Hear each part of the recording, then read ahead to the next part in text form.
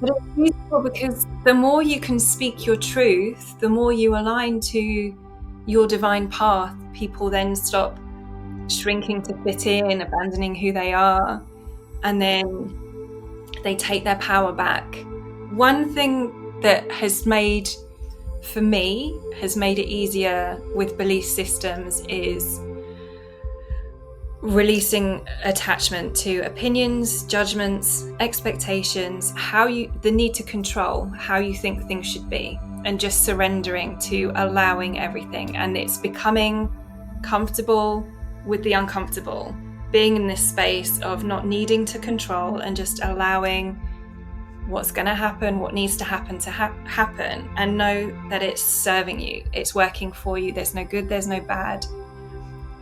We may not see it in this moment, if we've lost our job, but 6 months down the line, when you're in the job of your dreams, you're like, oh my goodness, thank God that happened.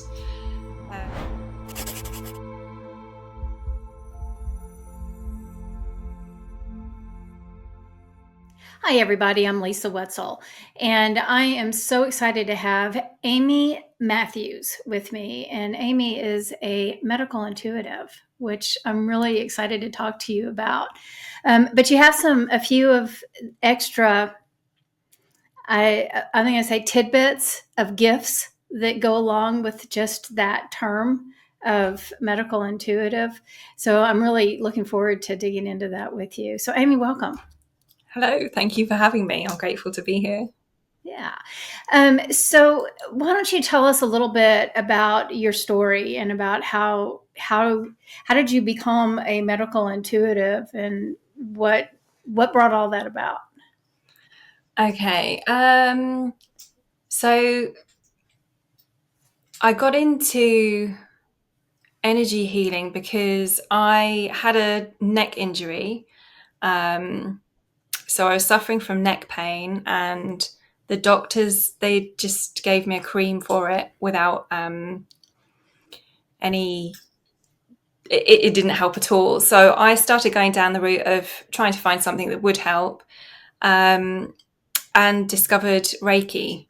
And I was having some distance Reiki, and the person I found to do it was on this kind of awakening platform.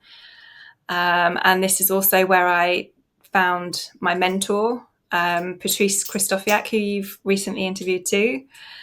And I'd already done Reiki myself, which kind of opened the door for further modalities to come through. And then just practicing in group sessions and discovering with Patrice and others who were able to move energy, discovering what we could do, what was happening to people when this was happening. So I never at any point thought, oh, I want to be a medical intuitive. It's just, these breadcrumbs throughout your life that kind of lead you to this point. And it's just every week it is evolving, the things that we do.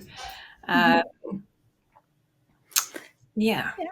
So we had a video malfunction when you first started talking. So what did you say about your neck injury? How did that occur? So on the whole awakening journey, after having my kids, I started exercising and getting into shape, and I was in a kickboxing class, and I tripped and I landed on my neck as my body propelled over me.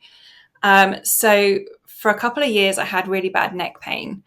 And the doctor just gave me a cream, and it didn't really help. And I discovered Reiki. Okay. And that's what opened the door then. Okay.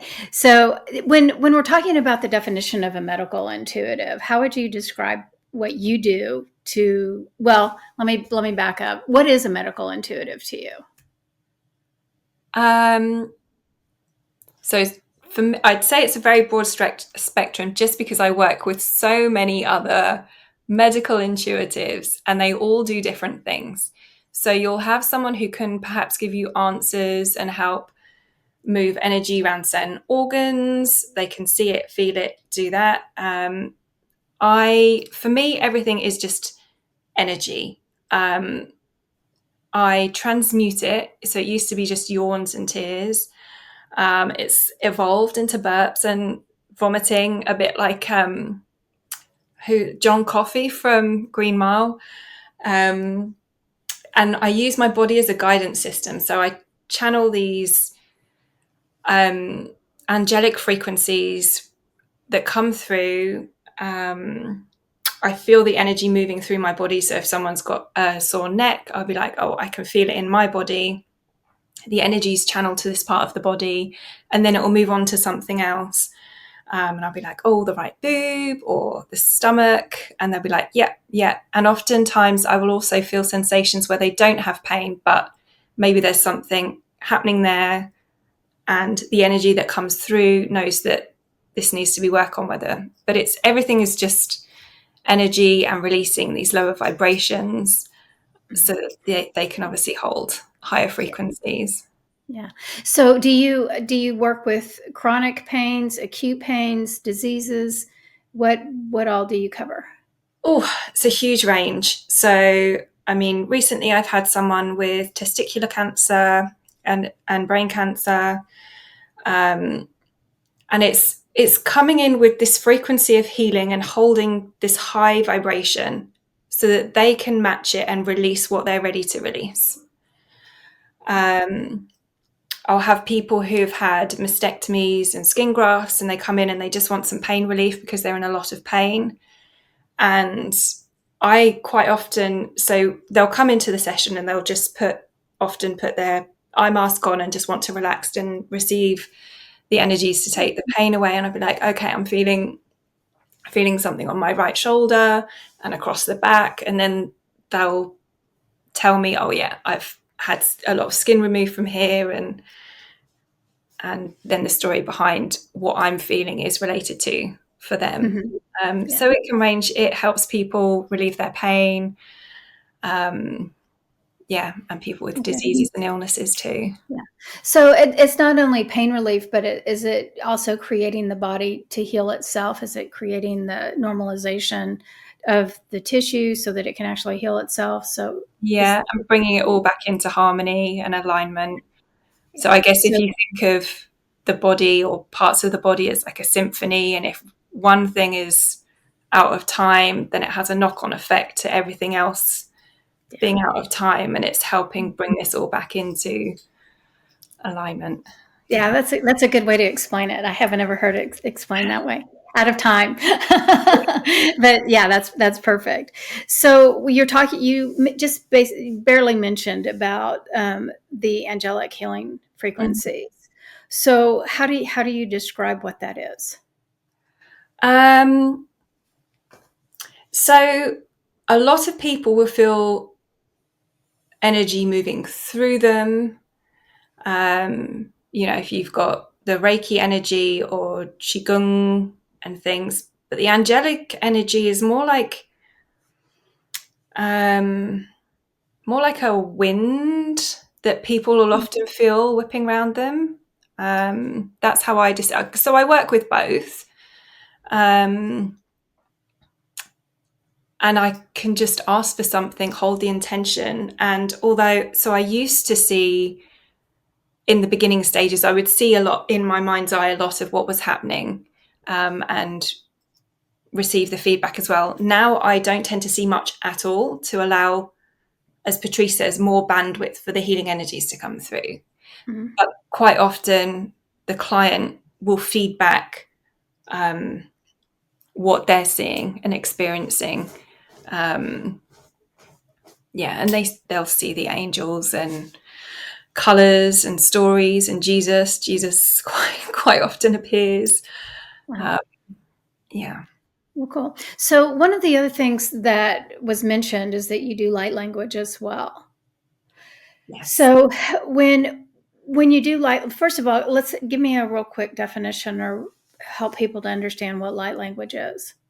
Okay, we use this as an incredible tool in sessions. It really helps open up the throat chakra and move the energy And then once someone is able to connect with their light language, it's a brilliant tool if they can sit with the intention to speak their light language, to reduce the pain in their back. Or so we had a lady, she had a wart on her face. She spoke light language to it for 20 days and it disappeared. So it's a very powerful tool. It's the language of the soul. Um, and quite often some people do have difficulty connecting to it because of blocks in the throat. So in sessions when we ask someone, can you try and speak your light language, we describe it as, a language you may have made up as a child, or Patrice will often describe it as, when you go coochie coochie coo to a baby because there are no words, it's this deep love. You drop into your heart space. For me, I will often hear some words in the back of my head. It just sounds like gibberish. And I'll start speaking and I can feel vibrations coming through. But yeah, we'll find often when we try and get someone to connect and speak their light language, even if they can't, just the intention is helping to move a lot of energy through the throat. And then obviously you've got more heart throat connections. So it's a language that comes from the heart up through the throat rather than just speaking from the mind and out of the mouth. So Okay. it's very healing. Yeah. Well, I wasn't expecting you to say that your clients do it. Yeah. Come to our group sessions in the beginning, they were all embarrassed. No, they wouldn't do it. Now they're like, yeah, I know I need to crack on and speak my light language, because they can often feel it land. They feel it energetically, and it's powerful stuff. Well, you just opened a door, so I'm going off script. Oh, for it. Okay, so because I know that again, light language is just all of a sudden, like within the last 4 or 5 years, it's like I just keep running over people and running over. Please No, do I'm not that. running over anyone. Running into, crossing paths, but not running over. But I keep finding people that they're talking. This light language is just coming to me. I'm just starting it, and it seems like it's really amazing to be able to watch how these gifts are being presented to people and how people are just shifting and changing and becoming one with it.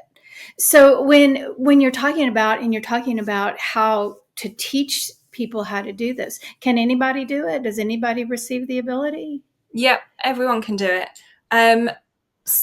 But we can tell in sessions when they're speaking light language, or if they think they're speaking it, but it's coming from the mind. Mm-hmm. And there has to be a real surrender to do it, and just let yourself be vulnerable in that moment. No one cares. Please don't be embarrassed if you need to speak your light language. It took me about 3 months to do it, and now people are just like, oh, I think I can speak my light language, and they do it. Whereas for me, a big part of my journey has been finding my voice, and stepping out of that whole embarrassment. But yeah, people speaking their light language, and we'll often see and hear similarities between people. Someone will sound like an ancient Mayan language, Egyptian, or Morse code, but you can hear similarities between people who will activate and start speaking their light language. Yeah. Oh, that's fascinating. I didn't know that I could do that. I'm intrigued now. I think I have a new thing I'm going to learn. Awesome. Well, but what's interesting though too is that I have throat stuff, and I always have. This whole thing of I come from a generation where children are just to be seen and not heard. We don't want your opinion. We don't want to hear what you have to say. And you can hear me raspy right now. I mean, I've had past life experiences with my throat. I've had all kinds of stuff. And so what you're saying is, by being able to find that voice, that's significant for all of us. In the beginning, when I started doing sessions with Patrice, and we would have our group sessions a couple of years ago, I had no voice at all. It was tight, it was high, and now it's much lower than it was before. Like, your voice changes as you speak your light language and your throat chakra opens. It's really is incredible. So yeah, we'll get you speaking your light language. I'm signing up. Yeah, Yeah, I'm actually kind of excited about this. Yeah, yeah. because, but it is something that I've struggled with because I have a hard time raising my voice, like getting at a higher pitch because it's painful. Well, It this actually hurts. I don't sing. I've never been able to sing, and now in the car, my children don't mind me singing along to the music now. And I actually think I can hold a tune. Not that I will do it in Yeah. public, but yeah, big Well, changes. but it's just it's like with those of us who have these blockages are in Mhm. this the throat chakra, it's just hard to sing a tune. It's hard to Yeah. hold a pitch. Mhm. And again, whether it's sings perfectly or not, just being able to hum or something with your voice that's not just words, it's a huge opening. Mm. Yeah, that's significant for people to know, just about opening up the throat chakra. So thank you for sharing that little tidbit. So when you're working on people and you're having a session, what what is what can people expect from a normal healing session with you? I mean, is that what you would call it, as a healing session, or is it Yeah. just do you diagnose as well, or is it just treatment? So we say we don't, and we don't, but people will ask a question, and so I quite often will work with Marisol or Patrice or Peggy, because when it's just me on my own, I'm like, I'll come in, I'll hold the frequency. What's ready to release will be released. I don't get these hits of what it is. But if I'm working with someone else who is able to channel the information, then I've been in sessions where someone has, for example, received a diagnosis, and Patrice will be like, "No, and then he'll say, uh, I think it's to do with paint, and it will be something within the paint on the wall that is making them sick, but they're receiving, with certain tests, there's certain markers, and because they hit certain markers, they get a certain diagnosis, Right. and then they receive the treatment for that. But actually, with this advice, they can have this paint removed, have this thing fixed in their house, and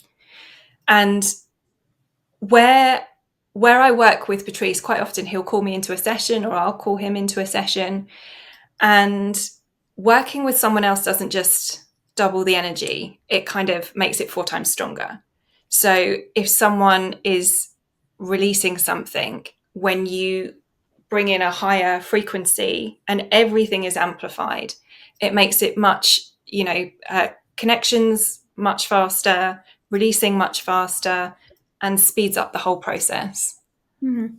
So one of the common problems with people getting any type of body work, anything, whatever, if it's emotional healing, letting go of old belief systems, letting go of old patterns, or physical ailments, if you do too much too quick, it can cause problems for people. They can really struggle through the healing process. Mm-hmm. So when you're doing energy work, is there such thing, and the work that you do of removing too much, maybe the person's not ready to have so much removed? Um, if they're not ready to release it, it won't be released. Okay. So Yeah. we will go in. It's like if you give someone a Christmas present, it's none of your business what they do with it. So we'll go in, hold the frequency. If they're ready to heal and release, then we leave that with them.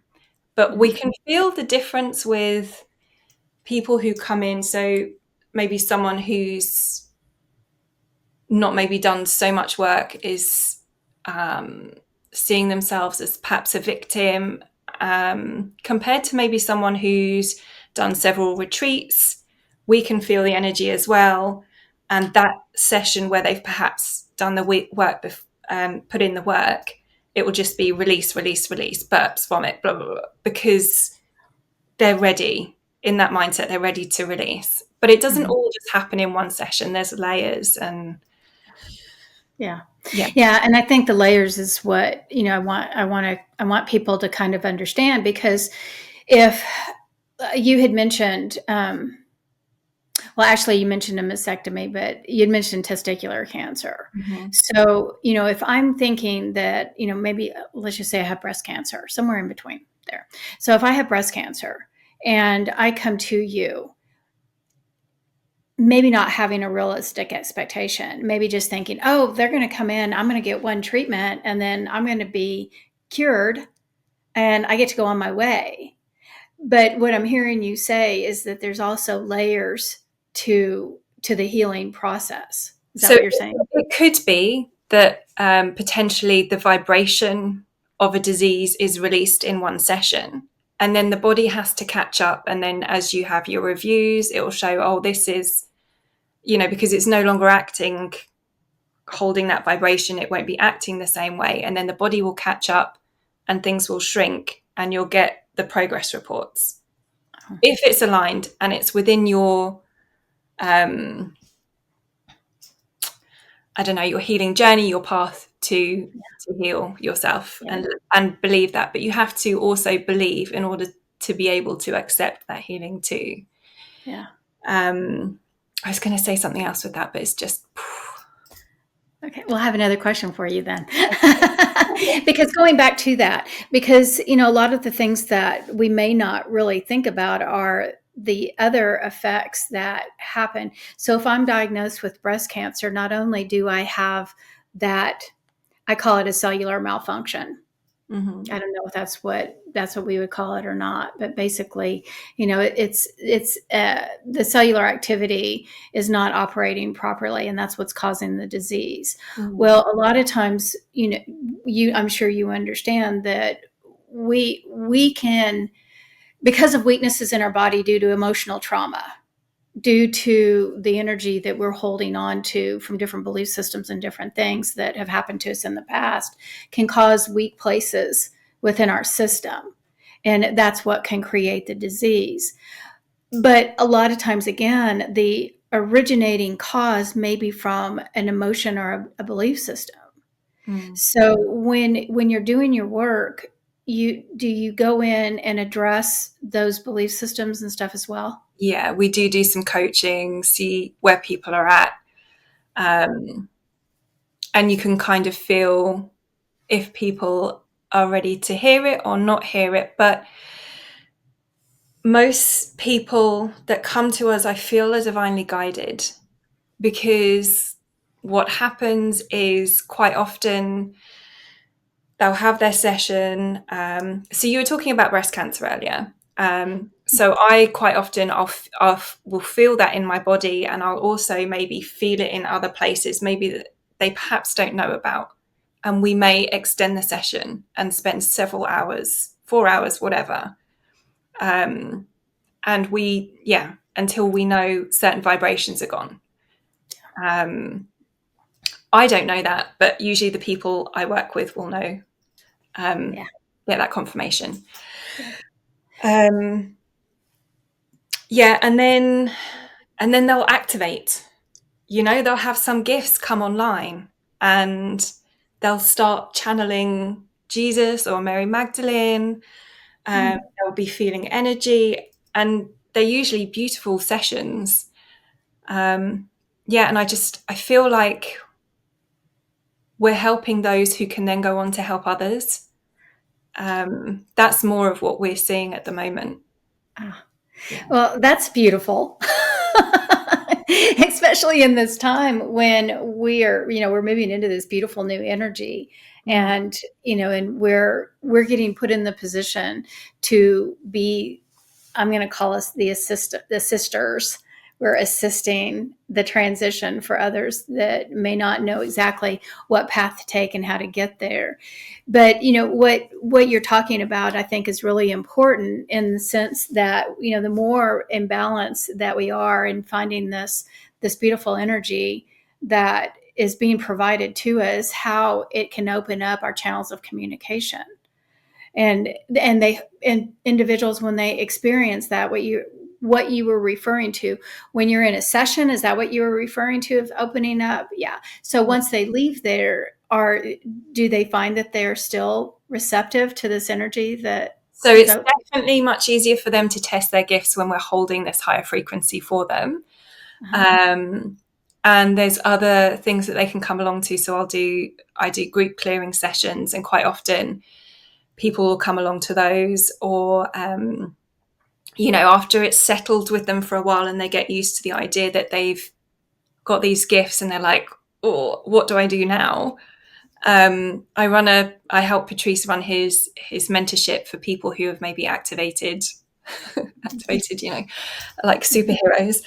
And they can come along to the mentorship and test out their gifts, get validation, get feedback, because quite often we doubt what it is that we can do.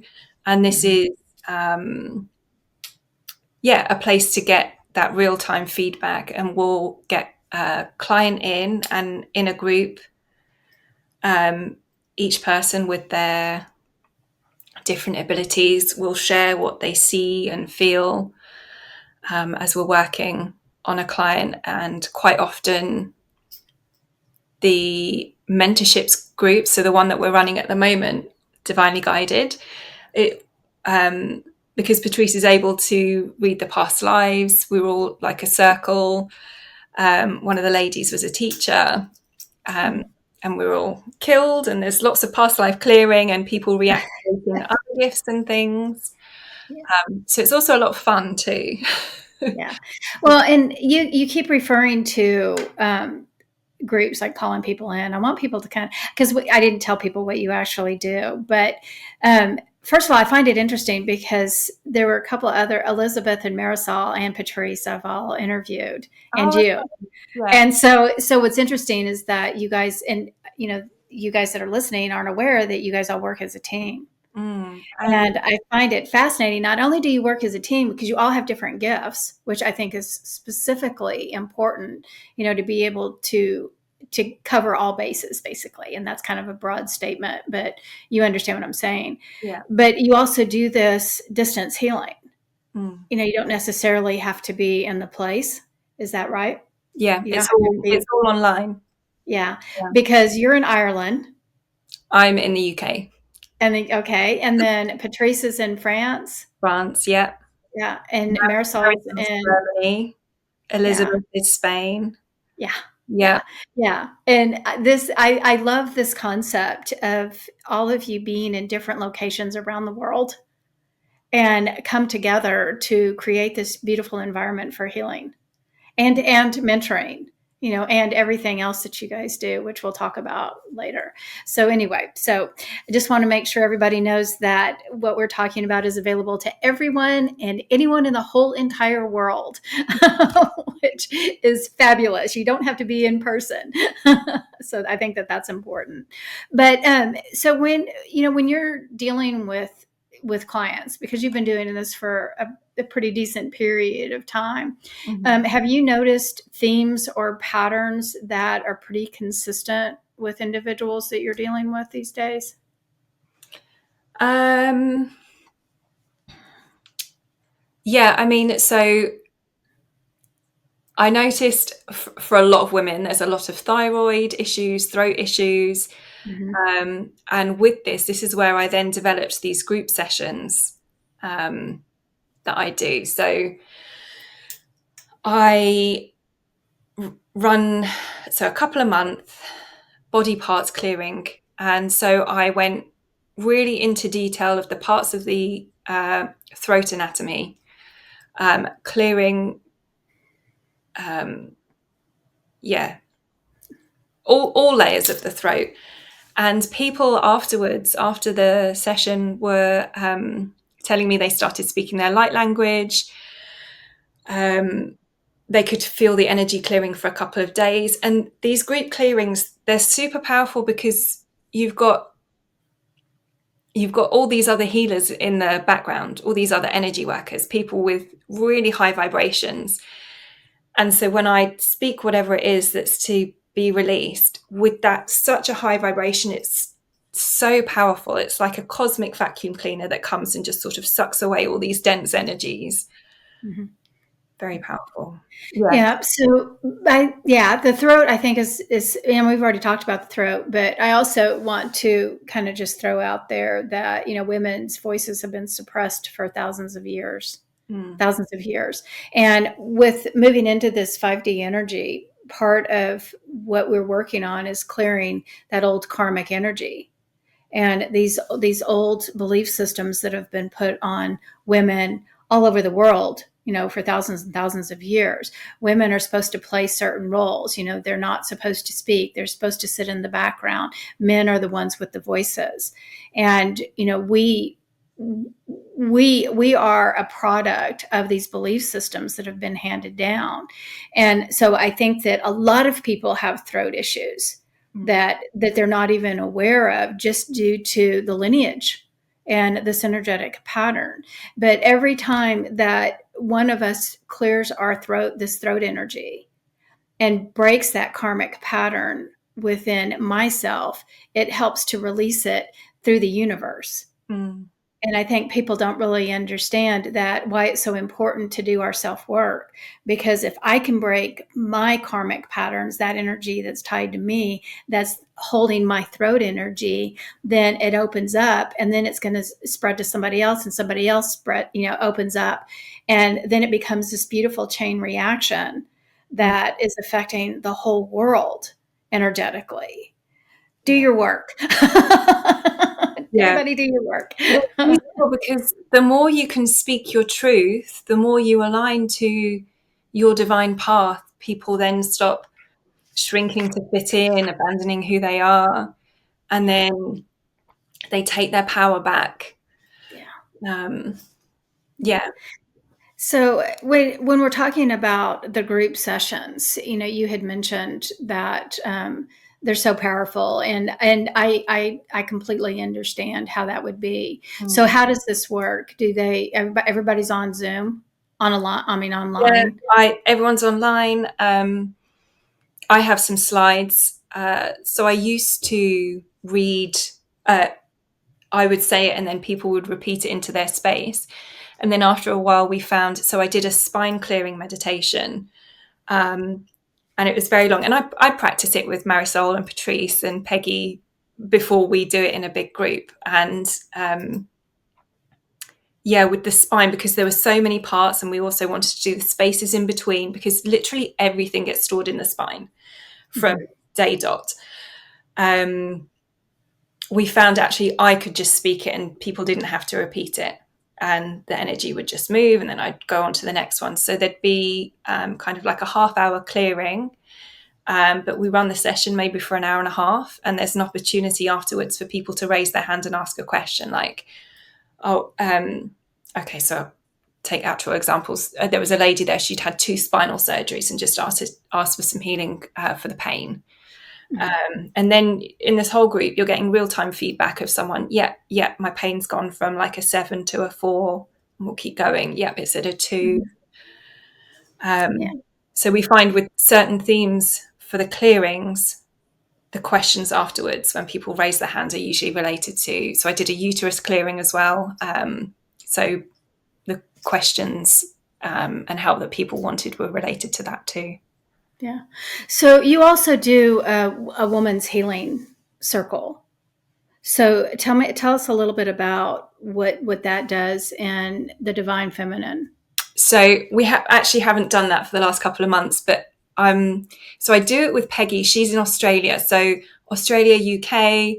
It's a bit tricky with times, but we'd kind of do women's coaching, and with it, it's kind of talking about the belief systems as well. And because Peggy and I are transmuters, quite often the session would be full of burps and clearing as people are speaking and releasing as they're asking, and then other people would receive insights, or if someone comes specifically, can you help me heal this, then we would do that. And it was specifically, we just kept it a closed circle for women, because not everyone wants to talk about personal issues or whatever with men there. So we just created, we do need to get back actually to putting some dates out for that. Good. It's a lovely, lovely space. Good. So you had mentioned belief systems.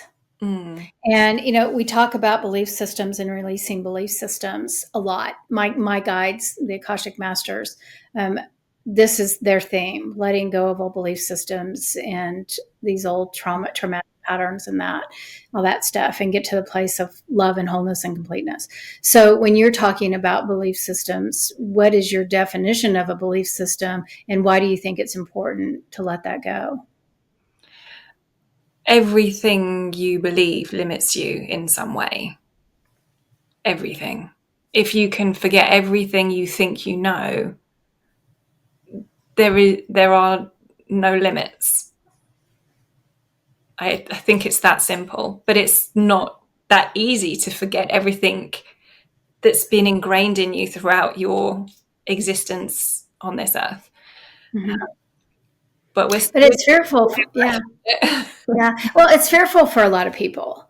And what I've come into, what I hear a lot is, well, how can I function without having this belief system? How can I function? If I'm not afraid of somebody grabbing me at night, then is that going to happen? I think Where one thing that for me, has made it easier with belief systems is releasing attachment to opinions, judgments, expectations, the need to control how you think things should be, and just surrendering to allowing everything. And it's becoming comfortable with the uncomfortable, being in this space of not needing to control and just allowing what's going to happen, what needs to happen happen, and know that it's serving you, it's working for you. There's no good, there's no bad. We may not see it in this moment, if we've lost our job, but 6 months down the line, when you're in the job of your dreams, you're like, oh my goodness, thank God that happened. But it's just all this, just allowing without judging anything, and trusting when you're in this space. I'm still doing that, but I've come a long way of not needing to control, but I've got an amazing group of people around me who help Yeah. remind Well, me. it's hard. It is a process. And again, like I'm 61 years old and I've been in control for 60 years, so, and, so I've been very conditioned to a way of being. And, the idea of letting go of these old constructs and this old way of thinking, and me having these ideas or expectations, letting go of those things, the expectations of how somebody should act, the expectation of how I should be treated, the expectation of what kind of job that I should have, the expectation of always being happy and never having anything that would upset anything, Yeah. all of these things. And we are so afraid of letting that go because we lose our structure. And what I always see it as is that it's this crazy push me, pull me thing. And, like we've got the fifth dimension that's right over here and the third dimension that's right over here. And we're living in this third dimension that is very much this way. Our programming, our belief systems, everything that's over here. But then we get this little glimpse of, oh, but I can move over here and it's so peaceful. And it feels so good. And it's freeing to let go of all of the control Yeah. and everything, and just being in acceptance of, oh, well, that just happened. Oh, it's okay. It's just something that just happened. It's not good or bad. We put the label of good or bad on it. Yeah. But then we get over here and then we're over here for just a little bit too long. And then all of a sudden this little ego thing jumps in and says, you can't stay over there. You can't stay over there. What's going to happen to you? You better get back over here. And so I always see it as it's the push me, pull me. It's like this is the ideal, loving, beautiful space to be in. But my ego is got me coming back over here because I am fearful of letting go of the structure. And it doesn't even matter how miserable you are in this structure. And you can tell that this creates more peace. It's almost like we would rather stay in this misery because it's comfortable to us. It's what we know. It's the only thing that we know. And to push ourselves into allowing that release, it's a job. Yeah. And You this got to. is where the meditation and the quieting the mind really helps, because Mhm. the fear and everything is coming from the mind. And it's like, well, if you allow yourself to drop into your heart and away from the mind and understand that you are not the mind, it's like a program system that comes with your body so that you can exist here in the 3D. But you are not the mind. And yeah. Yeah. Yeah, I am. It's a struggle for all of us as human beings, Mm. and again, we got to look at our lineage and our ancestry, and we've been so ingrained in these patterns for thousands and thousands of years that it's interesting, but it's fun to watch because what I've looked at is if you start going through history and the way that women today have broken down these belief systems. I mean, if you just go back 100 years and look at, just the women's movement, and and I'm not trying to exclude men in any way, but it's just easier to talk about women because it's so blatant. Mhm. But when we look at, in the United States, we didn't have the right to vote, and this belief system that women weren't, they didn't have a brain and they couldn't vote, and this was in, I guess it was in the 1920s and 30s, when women's suffrage, and they were fighting for the right to vote. And then we move into this idea, we're living in the 1950s, and the ideal woman, up to that point, was being the housewife. Mm. The main job for a woman was being a teacher or being a mother and cooking. Well, then the 60s come along and start blowing all that up. Thank goodness. Thank goodness. But you see, I mean, women couldn't even have a checking account. It had to be in the man's name. And so when you really start looking through history and you can see that these patterns are being broken, we can do it. We can continue to do it. We just have to find it within ourselves that we can do it, and we can let go of the fear of change. Yeah. And yeah, so I feel like what you guys do is extremely important in breaking those energy patterns so that we can trust ourselves to move into a different way. Yeah. And it's nice to have a support group, Yeah, as that's it. Because I don't think it's a one and done type thing. well. You need this constant support, this constant coaching. Um, yeah, which Yeah. helps all of us, myself included. Yeah. um, Well, but yeah. all of us until we get to that place where we can really truly have all of that energy removed out of our system, and we don't find ourselves going back to that old mind control Mhm. and taking this. But it's breaking a habit, and it's hard to break those habits. It takes time. Yeah. So yeah. So do you have are there any skills or practices that you can share that you do with others that maybe people can do on their own that can help break those patterns? Um, so one, um, yeah. So to get it out of the mind, if your mind is being crazy, it's trying to hold you back, is just think of yourself as a pair of eyes, detached from a computer, and just observe what's happening to quiet the mind. And that's one quick way to shut down the mind, I feel, or the chatter.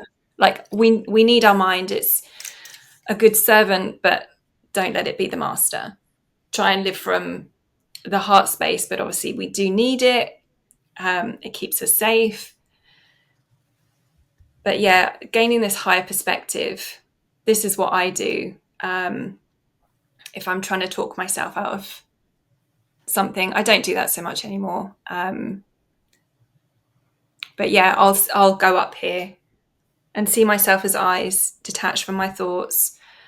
Um, and we also have to not bring our baggage from the past into the present, because then we just keep taking it into the future. So it's like quite often people, based on past experiences, these are the patterns that will loop in their mind. They'll keep going over their story, and they'll bring their story into it. But it's like you can close the door on that story if you choose to. You don't have to bring it into this present moment. So then one of the practices you can do is just how present can you be? Just keep bringing yourself back here. If you're feeling sad and angry, you're looking back at the past and you can't change that. And if you're anxious and worried, you're too far worrying about the future. So just bring yourself back to this moment. Yeah. Excellent. And Yes. this is where you'll Yeah. find your peace. Yeah. Yep. Yep. So when we're talking about aligning with our true purpose, which is something that's, that's our kind of our, for those of us that are a little bit further down the path, that's what we want to do. We want to align with who we're meant to be. So one of the things that comes up a lot is fear. So how do you handle, or how do you help or assist people that are trying to align with their true purpose and alleviate fear? So I would, talking about your true purpose, I tell everyone your purpose is you. That's why you're here. Your purpose is just for you to have the experiences that you choose. And there's an element of selfishness, I think, that comes into that, to honor yourself and your experiences, and for people to, we can help other people, but if they ask for it, and don't get too entangled or involved in what's going on for other people. That's their journey. So bring yourself back to you. You're here for your journey, and you can be quite selfish about it. Do the things that bring you joy, because when you're in that place, it helps those around you when you're happy with what you're doing. What was your question? I feel like I went slightly off topic. I don't know, but it's so funny though, because I'm sitting here listening to you and I'm like going, oh my God, you're repeating exactly the same words that the Akashic Masters say. I mean, like literally, like almost word for word, everything that you said. Oh, wow. Being, we're moving back into this place of being selfish, of living our lives for ourselves, and finding I am here. My soul is within my physical body for my journey, and being able to come back and being able to live our lives with our purpose, our soul's purpose, and not trying to make everybody else. I'm living myself for you and for you and for you, and living up to your demands and what you're expecting of me. And I'm going to act the way that society wants me to act, or what my mother wanted me to be, instead of going inward and really recognizing that this place of love, joy, and happiness is within, and the soul's journey is about me. Yeah. And that is the journey, and that's the purpose. It's not getting to an end goal. It's enjoying the moments that you've come here to enjoy. And the more we align to the things that resonate with our soul, that light us up, then these are the things that will come in and align us more to our path, and will align to that divine person when we're living in our truth. We'll align to that job that we can't even figure out what it is. But if we just allow, by following our joy, it will be right there on the path. We haven't got to try and control things. It's just there. And that's You are making me so happy right now. I wish you could see how happy I'm smiling, how big my smile is inside of me right now. So I think of it as like our path is there. We don't need to fight for it. But what we do is we put so much energy into trying to control things that we actually branch off from our path. And we leak energy over here or over here with our expectations of how we think things should be. When in actual fact, if we just come back to this allowing and releasing the fear, I think that was your original question. How do we release the fear? Yeah. Just by allowing and trusting that everything, when you're living in your truth, everything will align. But when you're trying to fit in with other people and abandoning parts of yourself to fit into a situation that's not truly aligned to you, and therefore it won't be truly aligned to them, it's maybe slowing down the lesson that they need to learn by you speaking your truth and them being triggered, and that being on them, not you.